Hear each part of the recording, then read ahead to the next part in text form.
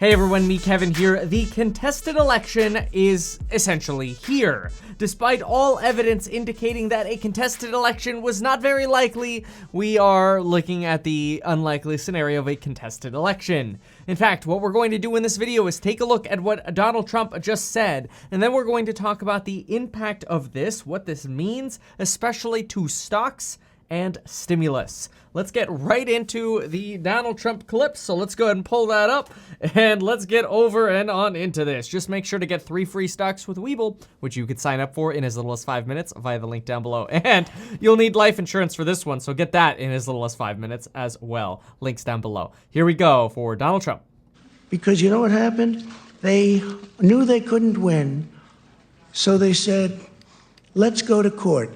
And did I predict this, Newt? Did I say this? I've been saying this from the day I heard they were going to send out tens of millions of ballots. I said exactly, because either they were going to win, or if they didn't win, they'll take us to court.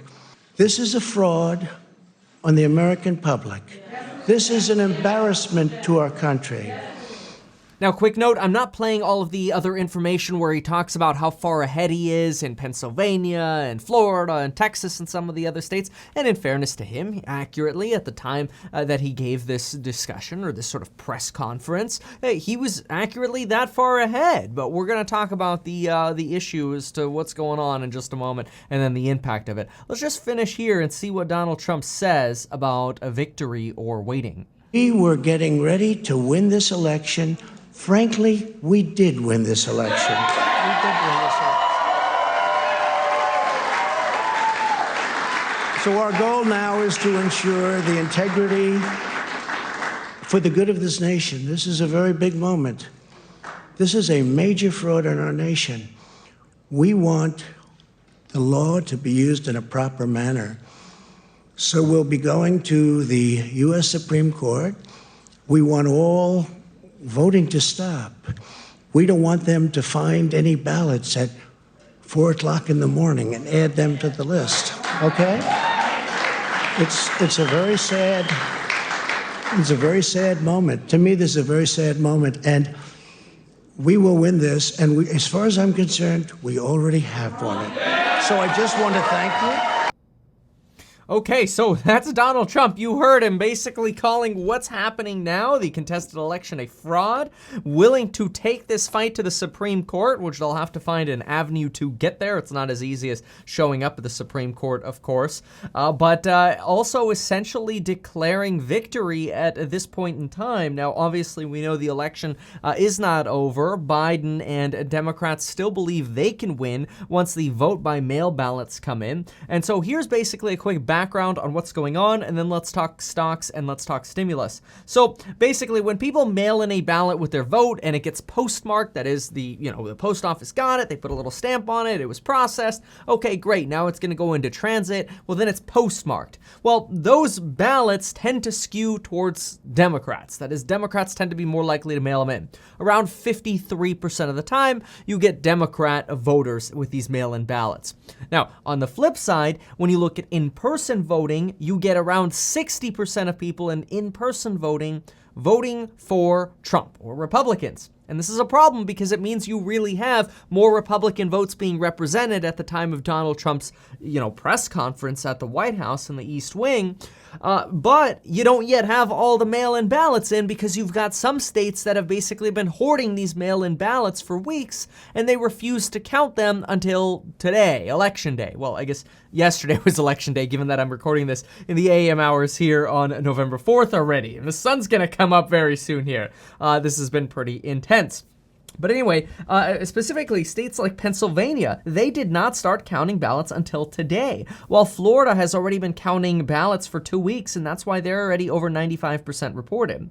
So this puts us in a place where we could be waiting for 2 to 3 days for states like Pennsylvania and Michigan to report all of the remaining ballots that they have. But Donald Trump has now declared that it would be fraudulent to essentially continue to count these ballots. And now there's a difference here, right? There's voting And then there's counting votes that have already been cast. So it's kind of like, okay, like, do we keep counting votes as long as they were postmarked by the 3rd?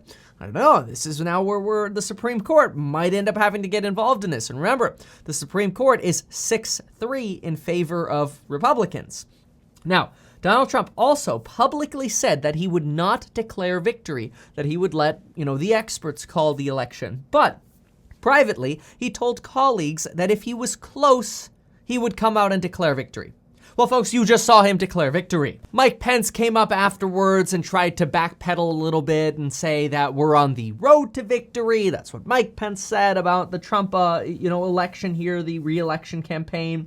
But the reality is, this really creates issues now. Now we're in a place of, okay, now we're going down contested election road and lawsuit road, and when will this end? Is this going to end by Friday? Will it end by next week? Is it going to end by January? It'll be interesting now. And so let's now talk about some reactions that we've got going on. Let's talk about stocks, and let's talk about stimulus and some short-term things that we know. Ordinarily, for stocks, we'd think that a contested election is bad, but the stock market is actually rallying in pre-market hours right now, which, remember, you could get Webull and you could get these pre-market hours as well. Let's go ahead and pull it up right now. So you can see here it's 1:48 a.m. on November 4th in California. And here are your pre-market trades. A lot of the market, almost the entire market is green. The only thing that's really slapped here is end phase. And what you've really got here is this shift to the market going, oh my gosh, we could actually have a Trump election. See, the market was pricing in a Biden victory, but we actually got some insane numbers from the Trump campaign. The fact that Texas was so heavy for Trump, which Biden almost flipped in the initial readings. They sort of call that the Biden mirage or the Trump mirage when you get this initial wave going one way or another. But yeah, Trump held Texas and Florida, and he's doing very well in states like Michigan, Pennsylvania, and some of these other important ones. So these are things we got to pay attention to.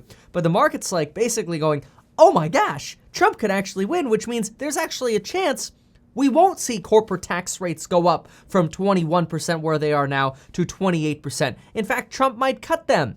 A few months ago, he said corporate tax rates might go down to 15%.